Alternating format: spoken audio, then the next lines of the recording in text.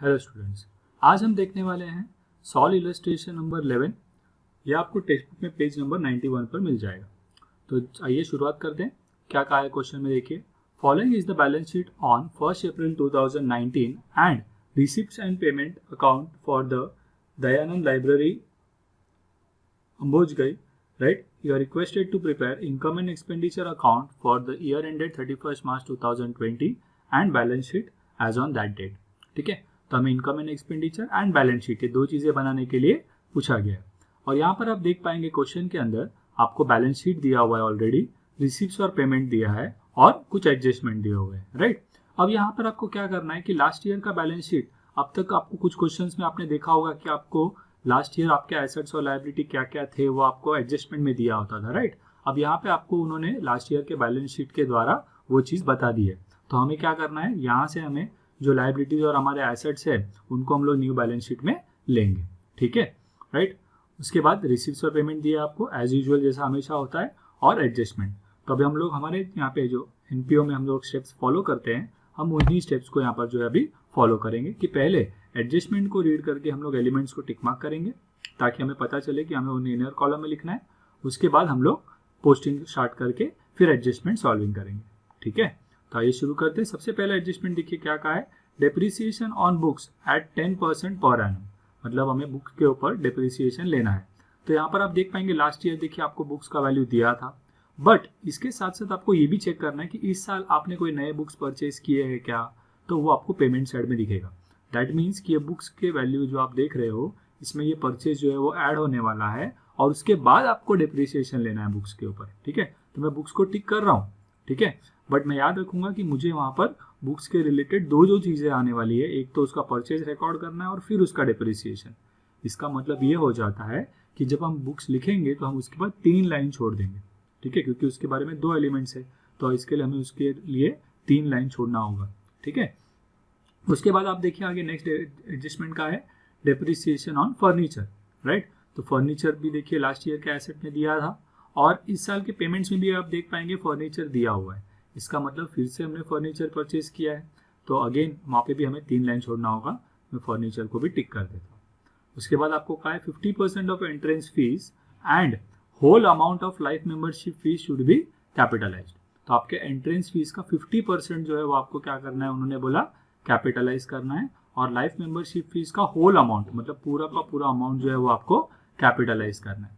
तो मैं entrance fees को टिक कर देता हूँ बिकॉज इसमें से 50% अमाउंट जो है वो मुझे क्या करना होगा, ट्रांसफर करना होगा। फिर हमें कहा है next, library had 200 members paying subscription कितना 100 ईच। तो ये सब्सक्रिप्शन से रिलेटेड एडजस्टमेंट है, ठीक है, कि टोटल इन टोटल हमारे पास सब्सक्रिप्शन का पैसा कितना आना चाहिए था, ये आपको यहाँ पे बताया गया है। जब आपको क्वेश्चन में इस तरह से दिया है कि इतने मेंबर्स है और ईच मेंबर से हमें इतना पैसा कलेक्ट करना है, that will give you the total amount of subscription for that year कितना होना चाहिए, राइट? तो वो सब्सक्रिप्शन के लिए यूज़ करेंगे हम। तो सब्सक्रिप्शन को तो हम वैसे भी इनर कॉलम में लिखने वाले, तो इसीलिए हम इसको टिक कर रहे नहीं है। उसके बाद उन्होंने कहा the value of unused postal stamps, right? मतलब पोस्टल स्टैम्प्स थे अनयूज्ड, मतलब जो इस साल के एंड में यूज हुए नहीं है। इसका मतलब है, इसको अंडरलाइन करके लिख दीजिए आप, क्लोजिंग स्टॉक। क्या है ये आपका closing stock of postal stamps है, ठीक है? अब यहाँ पे आप देख पाएंगे लास्ट ईयर के बैलेंस शीट में भी देखो आपको उन्होंने दिया था स्टॉक ऑफ पोस्टल स्टैम्प्स। तो ये लास्ट ईयर का क्लोजिंग बैलेंस शीट क्लोज करते समय आपका अमाउंट था। इसका मतलब है कि इस साल का ओपनिंग पोस्टल स्टैम्प बनेगा वो, ठीक है? उसका पेमेंट में आप देख पाएंगे again purchase of postal stamps दिया हुआ है। तो इसका मतलब आपको ये जो है वो सॉल्व करते समय, राइट, एक्सपेंडिचर में शो करना होगा कि how much postal stamps we have used, right? तो जब भी किसी भी एलिमेंट से रिलेटेड इस तरह से आपको ओपनिंग, उसका परचेज, उसका क्लोजिंग अगर दिया गया है तो हम उसे एक्सपेंडिचर में शो करते हैं, ठीक है? तो ये जो है वो मेरा एक closing stock of postal stamp है, जो कि इसका एक इफेक्ट मैं एक्सपेंडिचर में शो करूंगा और एक इफेक्ट जो है वो मेरे एसेट में आ जाएगा करंट ईयर के बैलेंस शीट में, कि करंट ईयर का हमारा क्लोजिंग कितना है 200। जिस तरह ये लास्ट ईयर का क्लोजिंग दिख रहा था 500, वैसे ये जो 200 होगा इसका 2 इफेक्ट आएगा, एक हम एक्सपेंडिचर में माइनस करने वाले हैं और एक हम एसेट में शो करेंगे कि करंट ईयर के एंड में इतना हमारे पास स्टॉक पड़ा है जो पोस्टल स्टैम्प का यूज हुआ नहीं है, ठीक है? तो ये हुआ हमारा एडजस्टमेंट डिस्कस करके, राइट? अब हमें क्या करना है, फॉर्मेट बनाएंगे और सॉल्विंग स्टार्ट करेंगे। अब सॉल्विंग कैसे करना है, तो पहले लास्ट ईयर के बैलेंस शीट में से जो भी एलिमेंट्स इनकम एंड एक्सपेंडिचर से रिलेट करने वाले नहीं, लाइक फॉर एग्जांपल अभी यहाँ पे देखेंगे सब्सक्रिप्शन एडवांस दिया है, आउटस्टैंडिंग एक्सपेंस दिया हुआ है, ये सारे नहीं, ये आपको नए बैलेंस शीट में नहीं लेने। जो आपके फिक्स एसेट और लायबिलिटीज है ना, उनको आप लेंगे, ठीक है। तो पहले हम एसेट बैलेंस शीट में से पोस्टिंग करेंगे, फिर रिसिप्शन पेमेंट के आइटम्स को पोस्ट करेंगे, फिर एडजस्टमेंट सॉल्व करेंगे, ठीक है। तो आइए स्टेप बाय स्टेप सॉल्व करना शुरू करते हैं।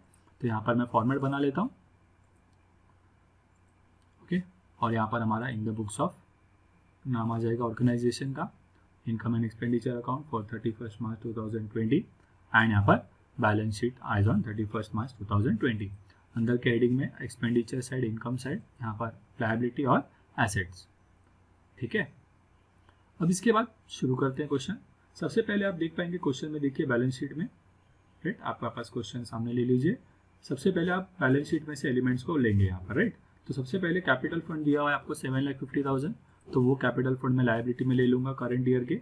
हमेशा मुझे यहाँ पर इनर कॉलम में ही लिखना है, बिकॉज जो भी एडजस्टमेंट कैपिटल फंड के अंदर होंगे वो करने के बाद मैं इसे आउटर कॉलम में लूँगा, ठीक है।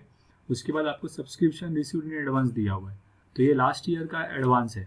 नॉर्मली हम लोग एडवांस पे करते हैं या एडवांस रिसीव करते हैं तो प्रीपेड माइनस करते हैं हम, राइट। बट ये लास्ट ईयर का है, इसीलिए ये सब्सक्रिप्शन के अमाउंट के अंदर बाद में क्या होगा, प्लस होगा, इसे अभी बैलेंस शीट में लेना नहीं है। Same way with outstanding expense, वो last year amount expense outstanding था, तो ये एक्सपेंसेस और इनकम से रिलेटेड कोई भी आउटस्टैंडिंग प्रीपेड अगर आपको बैलेंस शीट में दिया हुआ है लास्ट ईयर के, तो उसको यहाँ पर लेते समय लेना नहीं है। उनको हम जब एक्सपेंडिचर या इनकम को लिखेंगे तभी ही वो लास्ट ईयर के अमाउंट्स को हम क्या करेंगे, एडजस्ट करेंगे, ठीक है। तो अब एसेट में आ जाते हैं। सबसे पहला एसेट आपको दिया गया है फर्नीचर, कितना अमाउंट दिया है 50,000। मैं इसे इनर कॉलम में लिख देता हूँ। एंड हमने रीड करते समय देखा था कि इसके रिलेटेड परचेज भी दिया था और डिप्रिसिएशन भी कहा था, इसीलिए मैं नेक्स्ट आइटम के पहले 3 लाइन छोड़ दूंगा, ठीक है। उसके बाद आपको दिया है बुक्स, तो ये भी एसेट में ही आ जाएगा। उसके बारे में भी एडजस्टमेंट है सेम तरीके से फर्नीचर की तरह ही, इसीलिए मैं उसको भी क्या कर रहा हूँ, इनर कॉलम में लिखकर 3 लाइन छोड़ दूंगा। उसके बाद आपको दिया हुआ है stock of postal stamps, right. तो अगेन ये जो आइटम है वो आपका लास्ट ईयर के बैलेंस शीट के हिसाब से क्लोजिंग था। इस साल आपके पास 500 रुपये के पोस्टल स्टैम्प नहीं है एंड में, राइट। तो ये जो है वो लास्ट ईयर का क्लोजिंग आपके इस साल के लिए क्या बनेगा, ओपनिंग बनेगा। क्या बनेगा, ओपनिंग। तो हम वहाँ यूज़ करेंगे जब हम लोग पोस्टल स्टैम्प्स का कैलकुलेशन करेंगे, ठीक है। उसके बाद आपको दिया हुआ है इन्वेस्टमेंट इन सिक्योरिटीज़, इसके बारे में कोई एडजस्टमेंट नहीं है, तो फिर यहाँ पे मैं इसे आउटर कॉलम में लिखता हूँ।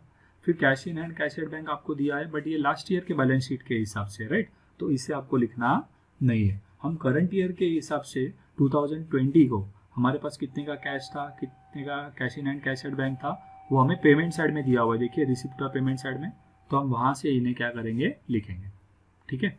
तो अभी हमें ये वाला cash in hand cash at bank balance sheet वाला लेना नहीं है। अब इसके बाद रिसिप्ट का पेमेंट की पोस्टिंग स्टार्ट करते हैं। तो रिसिप्ट साइड में आप देख पाएंगे सबसे पहले cash in hand cash at bank दिया हुआ है आपको, राइट, बैलेंस ब्रॉट डाउन के अंदर 7,000 और 40,000, तो ये आपके लास्ट ईयर के कैश के बैलेंसेस है, इनको आपको इस साल में लेना नहीं है। उसके बाद आपको दिया हुआ है सब्सक्रिप्शन, तो मेंबर सब्सक्रिप्शन उन्होंने कितना कहा है, 1,80,000, राइट। अब उसके रिलेटेड आगे क्या दिया हुआ है, नेक्स्ट एंट्रेंस फीस, तो वो यहाँ पे मैं क्या करता हूँ, एंट्रेंस फीस को इनर कॉलम में लिख रहा हूँ क्योंकि उसके रिलेटेड हमें एडजस्टमेंट दिया था। उसके बाद आपको दिया हुआ है सेल ऑफ ओल्ड न्यूज़पेपर, तो ये आपको इनकम हो गया है, बिकॉज आपने अपने ओल्ड न्यूज़पेपर्स को बेचा है तो पैसा आपको आया है, तो ये रिसिप्ट साइड में दिखेंगे, लेकिन कोई इसका एडजस्टमेंट नहीं है, तो इसलिए मैं इसे आउटर कॉलम में लिखता हूँ। उसके बाद आपको दिया है हायर ऑफ लेक्चर हॉल, तो लेक्चर हॉल का हायर चार्जेस जो है वो हम इनकम में दिखाएंगे। उसके बाद आपको दिया है इंटरेस्ट ऑन सिक्योरिटीज़, कितना, 5,000। देन लाइफ मेंबरशिप फीस आपको दिया हुआ है, लेकिन लाइफ मेंबरशिप फीस उन्होंने कहा था कैपिटलाइज करना है, राइट, तो होल अमाउंट एडजस्टमेंट नंबर 3 में आप देख पाएंगे होल अमाउंट उन्होंने कैपिटलाइज करने बोला है। तो आप चाहो तो ऐसा भी कर सकते हो कि आप लाइफ मेंबरशिप फीस को पहले जो है वो 10,000 आप यहाँ पे लिखेंगे, फिर एडजस्टमेंट के पूरा का पूरा 10,000 माइनस करके उसे कैपिटल फंड में डाल दो, वैसा भी कर सकते हो, या आप डायरेक्टली पोस्ट करते समय ही, क्योंकि पूरा अमाउंट कैपिटलाइज करना था तो डायरेक्टली हमने क्या कर दिया, उसे लायबिलिटीज़ में लिख दिया, ठीक है। इसके बाद हमारा नेक्स्ट स्टेप है कैपिटल फंड के ये लाइफ मेंबरशिप फीस के बाद अब हम आ जाएंगे पेमेंट साइड। पेमेंट्स में हम देखेंगे तो सबसे पहले, राइट, सैलरीज लेना है हमें। सैलरीज का अमाउंट कितना दिया हुआ है, 24,000, कोई एडजस्टमेंट नहीं है तो इसे मैं आउटर कॉलम में लेता हूँ। फिर परचेज का अमाउंट लेना है आपको, परचेज ऑफ पोस्टल स्टैम्प कितना है, 1,500, तो पोस्टल स्टैम्प्स का जो है वो पहले तो मुझे ओपनिंग लिखना है हमें परचेज के पहले, जो कि आपको लास्ट ईयर के बैलेंस शीट में दिया था। तो देखिए लास्ट ईयर के बैलेंस शीट में आपको ओपनिंग कितना दिया था, आप लास्ट ईयर के हिसाब से वो क्लोजिंग था, इस साल के लिए वो क्या बनेगा आपका ओपनिंग स्टॉक बनेगा। इसके बाद आ जाएगा आपका परचेज, जो कि अभी आपको एक्सपेंडिचर में दिया हुआ है, कितना का है परचेज और पोस्टल स्टैम्प 1500, ये दोनों मिला के टोटल अमाउंट हो जाता है 2000। और इसमें से ये जो क्लोजिंग दिया हुआ है मुझे, राइट, आप देख पाएंगे लास्ट एडजस्टमेंट में कि हमारे पास 200 रुपीज़ के पोस्टल स्टैम्प बच गए जो हमारे यूज़ हुए नहीं है। तो मैं इनको यहाँ पे सॉल्व कर देता हूँ अभी। तो यहाँ से मैं क्लोजिंग स्टॉक 200 माइनस कर दूंगा और इसका सेकेंड इफेक्ट मैं एसेट में लिखूंगा, स्टॉक ऑफ पोस्टल स्टैम्प्स कितना है हमारे पास इस साल के एंड में 200 है। इसका मतलब है कि हमने यहाँ पर कितना यूज़ किया इस साल, इसमें से 200 माइनस करूँगा, हमने 1800 के पोस्टल स्टैम्प्स क्या किए, यूज़ किए। ठीक है, ये हो जाने के बाद अभी नेक्स्ट काम है हमारा आगे पोस्टिंग कंटिन्यू करना। अब इसमें देखिए सबसे पहले नेक्स्ट आइटम जो दिया हुआ है वो है बुक्स। तो यहाँ पे बुक्स ऑलरेडी हमारे पास था, यहाँ पे जो बुक्स दिया है और वहाँ पे उन्होंने एक डेट भी दिया हुआ है, परचेज ऑन 1/10/2019। इसका मतलब ये आपने 1 अक्टूबर को परचेज किया है। तो यहाँ पर तो मैं बुक पर लिखते समय परचेज 1 लाख लिखूंगा, इससे रिलेटेड कोई एडजस्टमेंट नहीं है। बट वो डेट का मतलब क्या है कि जब आप डिप्रिसिएशन निकालते होंगे तो ये जो 1 लाख का एसेट आपने खरीदा है इस साल, इसके ऊपर आप पूरे साल का डिप्रिसिएशन नहीं लेंगे, क्योंकि ये कब खरीदा है हमने, अक्टूबर में ही खरीदा है। तो इसके ऊपर जो है वो खाली 6 महीने का ही डिप्रिसिएशन आपको लेना होगा। तो ये जो डेट है वो आपको डिप्रिसिएशन निकालने के समय यूज होगा। तो फिलहाल मैं इसको कुछ नहीं कर रहा हूँ डेट को, यहाँ पर मैंने खाली परचेज का वो इफेक्ट दे दिया। उसके बाद आपको दिया हुआ है आउटस्टैंडिंग एक्सपेंसेस पेड 2000। एक्चुअल में इसका भी सामने कोई एडजस्टमेंट नहीं हम कर रहे हैं, बिकॉज वहाँ पे आप देख पाएंगे लास्ट ईयर के बैलेंस शीट में देखिए लायबिलिटी में आपको उन्होंने आउटस्टैंडिंग एक्सपेंस कहा था 2000, मतलब ये जो लास्ट ईयर का 2000 आउटस्टैंडिंग था वही हमने अभी क्या किया है, यहाँ पर पे किया है 2000। तो वो 2000 क्या हो गया, क्लियर हो गया इस साल। तो हमें इस साल में उसको कुछ करना नहीं है, क्योंकि वो हमारे इस साल का एक्सपेंस है ही नहीं। ठीक है, राइट। तो वो लास्ट ईयर पेंडिंग था, इस साल हमने पे किया, वो क्लियर हो गया, वो इस साल का खर्चा नहीं है, तो इसीलिए इस साल की इनकम एंड एक्सपेंडिचर में वो आने वाला नहीं है। उसके बाद उन्होंने कहा है इन्वेस्टमेंट इन फिक्स डिपॉजिट 50,000, तो वो हमारे लिए एसेट हो जाएगा। उसके बाद आपको दिया हुआ है फर्नीचर 30,000 का परचेज किया हमने कभी 1/7 को, तो इसके लिए फर्नीचर में भी इसको ऐड कर देंगे 30,000 का परचेज। उसके बाद आपको दिया है प्रिंटिंग एंड स्टेशनरी, तो एक्सपेंडिचर में आ जाएगा। उसके बाद आपको दिया हुआ है रेंट, ये भी एक्सपेंडिचर है आपके लिए 18,000। और बाद में आपको दिया हुआ है बैलेंस कैरी डाउन, तो ये बैलेंस कैरी डाउन आपका करंट ईयर का cash in hand cash at bank का अमाउंट होता है, तो वो इस साल के बैलेंस शीट में आ जाएगा कैश इन हैंड और कैश एट बैंक। ठीक है, तो यहाँ पर हमारे रिसिप्ट और पेमेंट की पोस्टिंग भी जो है वो कंप्लीट हो जाती है। अब इसके बाद आ जाएंगे हम एडजस्टमेंट्स पर। तो सबसे पहला एडजस्टमेंट आप देख पाएंगे डिप्रिसिएशन लेने बोला आपको किसके ऊपर, बुक्स के ऊपर 10%। लेकिन वहाँ पर आपको थोड़ा सा ध्यान देना है, बिकॉज यहाँ पर आप देख पाएंगे बुक्स का अमाउंट टोटल 6,50,500 है और 1 लाख का हमने इस साल खरीदा और है बुक्स। तो इन टोटल अगर मैं देखूंगा तो मेरे पास 7,50,500 के बुक्स है, बट मैं इसका 10% नहीं ले सकता हूँ डायरेक्टली टोटल का, बिकॉज इसमें उन्होंने बोला ये जो 1 लाख का ये है बुक्स है वो हमने साल के बीच में खरीदा है, यानी कि अक्टूबर में ही खरीदा है, तो इसके ऊपर पूरे साल का डिप्रिसिएशन नहीं आएगा। तो ये 1 लाख के ऊपर जो है वो मुझे 10% लेना है, लेकिन ओनली फॉर 6 मंथ्स। ठीक है, तो 1 lakh into 10% into 6 divide by 12 लेंगे। वेर एज ये जो पहले से बुक्स हमारे पास है लास्ट ईयर से, उसको तो पूरे साल यूज हुए ना इस साल, तो इसके लिए इनके ऊपर पूरा 10% आएगा, उसमें कोई चेंज नहीं। तो 6,50,500 इंटू 10%, फिर 1 लाख के ऊपर आप 10% लेंगे, लेकिन इंटू 6 डिवाइड बाई 12 भी करना है। वो दोनों को जब आप सॉल्व करते हो तो ये जो 6,50,500 है इसका 10% निकालोगे तो 65,050 रुपीज़ आएगा। और 1 लाख के ऊपर अगर आप 10% निकालते हो फॉर 6 मंथ्स तो वो आपको देगा अमाउंट 5,000। तो दोनों डिप्रिसिएशन के अमाउंट्स को ऐड करोगे 65,050 रुपीज़ और 5,000, तो आपको यहाँ पे टोटल डिप्रिसिएशन का अमाउंट मिल जाएगा। ठीक है, अगर आप टोटल के ऊपर डायरेक्टली 10% निकालोगे तो यहाँ पे अमाउंट आपको कुछ और मिलेगा जो कि रॉन्ग होगा। ठीक है, तो इसीलिए टोटल पर नहीं निकालना है, राइट, क्योंकि परचेज का डेट उन्होंने अलग दिया है, इसीलिए हम यहाँ पर, अगर परचेज के आगे डेट नहीं दिया होता क्वेश्चन में तो हम ठीक है इन टोटल पर निकालते हैं। ठीक है, तो यहाँ पे डिप्रिसिएशन का सेकेंड इफेक्ट हम दे देंगे एक्सपेंडिचर में बुक्स करके 70,050 रुपीज़, और यहाँ से मैं माइनस करके पेंडिंग अमाउंट जो है वो आउटर कॉलम में ले लेता हूँ। I hope it is clear now. Books के बाद सेम चीज़ हमें क्या करनी है, फर्नीचर के लिए करनी है। तो फर्नीचर में हम देख पाएंगे कि यहाँ पे 50,000 पहले से था, तो इसके ऊपर पूरे साल का डिप्रिसिएशन आ जाएगा। और 30,000 के ऊपर हम कितने मंथ्स का निकालेंगे, तो डेट देखिए क्वेश्चन में उन्होंने डेट क्या दिया था, पेमेंट साइड में आप देख पाएंगे परचेज के आगे डेट दिया था 1/7/2019, यानी कि 1 जुलाई को हमने परचेज किया है। तो जुलाई से लेकर अगर हम मार्च तक काउंट करें तो टोटल 9 मंथ्स हो जाएंगे, तो हमने उसको 9 मंथ्स के लिए यूज़ किया है। तो 30,000 जो बीच में परचेज हुआ है वो 9 मंथ के लिए था, तो 30,000 इंटू 8.5% इंटू 6/12 लेना है, सॉरी 9/12 लेना है आपको, बिकॉज वो 9 मंथ यूज़ हुआ है। और जो पहले से हमारे पास 50,000 है उसके ऊपर तो हम खाली 8.5% ही निकालेंगे, उसमें आपको मंथ लेने की ज़रूरत नहीं है। ठीक है, तब ये टोटल यहाँ पे मैं लिखता हूँ, लेकिन डेप्रिसिएशन निकालते समय ध्यान रखेंगे हम 50,000 का हम डायरेक्टली 8.5% निकालेंगे, 30,000 के ऊपर हम 8.5% निकालेंगे इंटू 9/12 करेंगे। ठीक है, अब वो दोनों का जो आंसर आएगा राइट, उसका हमें टोटल करना होगा, वो टोटल हमें मिलेगा 6162। ठीक है, सेकेंड इफेक्ट हम देंगे यहाँ पर एक्सपेंडिचर साइड में और फिर इसे आउटर कॉलम में ले लेंगे। ओके, डेप्रिसिएशन के बाद आपका नेक्स्ट एडजस्टमेंट क्या दिया है, देखिए एडजस्टमेंट नंबर 3 में उन्होंने कहा था 50% एंट्रेंस फीस जो है वो आपको कैपिटलाइज करना है। तो एंट्रेंस फीस में से मैं 50% जो है वो क्या कर दूंगा, माइनस कर दूंगा। उसके पहले मैंने ये टोटल आउटर कॉलम में ले लिया। अब यहाँ पे एंट्रेंस फीस में से 50% हम कैपिटलाइज कर रहे हैं। एंट्रेंस फीस का टोटल अमाउंट हमें दिया था 30,000, तो उसमें से 15,000 जो है वो लेस हो जाएगा और उसको हम यहाँ पे ऐड कर देंगे। ठीक है, उसके बाद पेंडिंग अमाउंट हम बाहर ले लेते हैं। यहाँ पर अभी फिलहाल कुछ नहीं करना, बिकॉज सरप्लस या डेफिसिट वो सब एडजस्ट करने के बाद हम बाहर लेते हैं। ठीक है ना, तो यहाँ पे हमने 2 इफेक्ट दे दिए कैपिटलाइजेशन का, एक यहाँ से 15,000 माइनस किया है और वही 15,000 जो है वो यहाँ पे मैं लिख रहा हूँ। ठीक है, उसके बाद आगे उन्होंने कहा था कंटिन्यू में life membership fee should be capitalized, तो वो हम ऑलरेडी उसको कैपिटल फंड में लिख चुके हैं डायरेक्टली पोस्टिंग के वक्त ही, तो वो एडजस्टमेंट वहीं पर सॉल्व हो गया है। इसके बाद नेक्स्ट एडजस्टमेंट में आपको कहा है library has 200 members paying subscription of 100 each. तो अब ये सब्सक्रिप्शन से रिलेटेड एडजस्टमेंट आपको बहुत ही ध्यान देना है। तो सब्सक्रिप्शन से रिलेटेड पूरे क्वेश्चन में कहाँ कहाँ पर आपको चीज़ें दी गई थी, तो रिसिप्ट साइड में तो आपको पहले मेंबर सब्सक्रिप्शन करके 1,80,000 दिया था, वो आप लिख चुके हैं।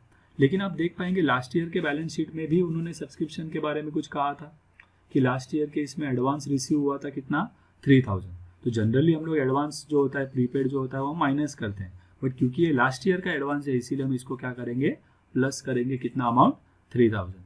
तो 1,80,000 प्लस 3 टोटल कितना हो गया, 1,83,000 हो गया है। लेकिन इस साल का आपका टोटल सब्सक्रिप्शन अमाउंट का जो रिसीव्ड है अमाउंट वो कितना होना चाहिए, वो कैसे फाइंड करेंगे हम, तो इसके लिए आप देख पाएंगे वहाँ पर राइट सब्सक्रिप्शन रिसीव्ड में आपको उन्होंने एडजस्टमेंट में क्या बोला था, टोटल 2,000 मेंबर्स है और 100 रुपीज़ ईच आपको जो है वो क्या करना है, उन्होंने बोला। तब हम लोग यहाँ पर जो है वो 20,000 मेंबर्स के हिसाब से 100 रुपीज़ अगर हम देखेंगे तो टोटल कितना अमाउंट हो जाएगा, 2 लाख रुपीज़। तो वो 2 लाख हमें जो है वो आउटर कॉलम में यहाँ पर लेना है। अब हमें इस साल अभी तक सब्सक्रिप्शन का अमाउंट कितना है हमारा, 1,83,000, but it should be total 2 lakh, क्योंकि 2,000 मेंबर के हिसाब से राइट हर एक का 100 रुपीज़ के हिसाब से देखेंगे तो टोटल हमें सब्सक्रिप्शन कितना मिलना चाहिए था, 2 लाख मिलना चाहिए था, बट हमें मिला कितना है, 1,83,000 ही मिला है। तो इसका मतलब जो बीच का अमाउंट है, डिफरेंस जो है वो अभी भी मिलना बाकी है, यानी हमारे लिए वो क्या हो जाएगा, आउटस्टैंडिंग हो जाएगा। तो करंट ईयर का आउटस्टैंडिंग होगा हमारा वो अमाउंट, डिफरेंस कितना आएगा, 17,000। और क्योंकि ये पैसा सब्सक्रिप्शन का हमें आना बाकी है तो इसके लिए हमारे लिए वो क्या हो जाएगा, एसेट हो जाएगा। आउटस्टैंडिंग सब्सक्रिप्शन करके यहाँ पे मैं आउटर कॉलम में ले लेता हूँ। ठीक है, उसके बाद नेक्स्ट जो एडजस्टमेंट आपको बोला है, the value of unused postal stamp 200, वो तो हम ऑलरेडी क्या कर चुके हैं, उसे कर चुके हैं। यहाँ पे देखिए हमने यहाँ पे लेस किया था और एसेट में भी लिखा था, तो यहाँ पे हमारा ये काम कंप्लीट हो गया। ठीक है, उसके बाद अब हमें क्या करना है, टोटलिंग करना है। तो सबसे पहले मैं इनकम और एक्सपेंडिचर साइड में टोटल करने से पहले एक बार हम लोग चेक कर लेंगे कि सभी अमाउंट इनर कॉलम में से हमने आउटर कॉलम में ले लिए हैं या नहीं। वो चेक करने के बाद हम टोटलिंग करेंगे। ठीक है, तो यहाँ पे हम देख पाएंगे सभी अमाउंट्स को हमने आउटर कॉलम में लिया है। अब हम लोग टोटलिंग करते हैं। तो इनकम और एक्सपेंडिचर दोनों का टोटल करने के बाद जो भी टोटल बड़ा आएगा वो टोटल हम दोनों जगह पर लिखेंगे। तो यहाँ पर हमारे इनकम का साइड जो है वो बड़ा आ रहा है, तो वो टोटल हम यहाँ पे दोनों जगह पर लिखते हैं 2,32,000। और उसमें से मैं डेबिट का जो टोटल आया है मुझे वो मैं माइनस करूँगा तो मुझे यहाँ पे बैलेंस अमाउंट मिल जाएगा, उसे हम कहेंगे excess of income over expenditure 1,05,988। और ये हमारे लिए सरप्लस है क्योंकि हमारी इनकम ज़्यादा है एक्सपेंस से, तो इसीलिए सरप्लस को हम लोग यहाँ पर लायबिलिटीज़ में कैपिटल फंड में ऐड कर देते हैं। अगर डेफिसिट आया होता है तो हम माइनस करते हैं, ठीक है। अब ये टोटल करने के बाद टोटल अमाउंट को आउटर कॉलम में यहाँ पे लिख दूंगा मैं 8,80,988। और फिर हम बैलेंस शीट को टैली करेंगे तो हम लोग लायबिलिटीज़ का टोटल करेंगे और एसेट का टोटल करेंगे, तो हमें टोटल अमाउंट यहाँ पे टैली हो जाएगा 8,80,988 रुपीज़ पर। ओके, तो यहाँ पर हमारा ये सम कंप्लीट हो जाता है। स्टूडेंट्स, इसी तरह के लेक्चर्स के लिए हमारे चैनल को सब्सक्राइब करें, और अगर आपको हमारे लेक्चर्स पसंद आते हैं तो हमारे वीडियोस पर लाइक और कमेंट ज़रूर करें, और अपनी लेक्चर्स को अपने फ्रेंड्स के साथ शेयर करना ना भूलें।